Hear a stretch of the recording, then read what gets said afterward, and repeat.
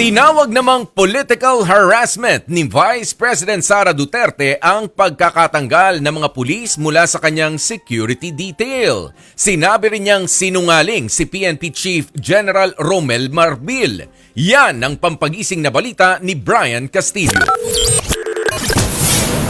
Sa 4 na pahinang liham para kay PNP Chief Romel Marbil, inihayag ni Vice President Sara Duterte ang pagpalag niya sa pagkakatanggal ng 75 pulis mula sa kanyang security detail.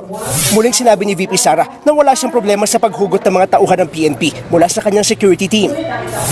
Pero may problema raw ang bise sa mga kasinungalingang sinasabi sa taong bayan, lalo na kung galing ito sa hepe mismo ng PNP. Unang punto ni VP Sara, ginawa ang Vice Presidential Protection Division para hindi pakialamanan ng mga tulad ni Marbil ang security niya at ng mga susunod na Vice President.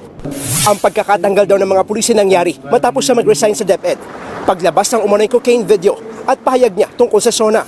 Tigilan na raw ang kasinungalingan dahil malinaw daw na kaso ito ng political harassment. Pinabulaanan din ni VP Sara ang sinabi ni Marbil na walang banta sa kanyang seguridad. Anya meron nga nagpalabas ng video niya habang nasa NAIA. Nakuhanan din daw dito ang kanyang asawa at mga menor de edad na anak na malaking banta raw sa kanilang seguridad. Kamakailan din daw nang bumisita ang operatiba ng PNP sa lugar kung saan siya nakatira para mag-surveillance.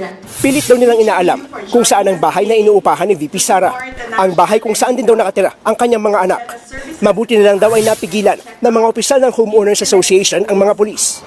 At kung totoo raw na walang nakikitang banta si Marbil laban sa kanya, bakit daw nagtira pa ng 45 tauhan ng PNP sa kanyang security detail na si Marbil pa raw mismo ang pumili?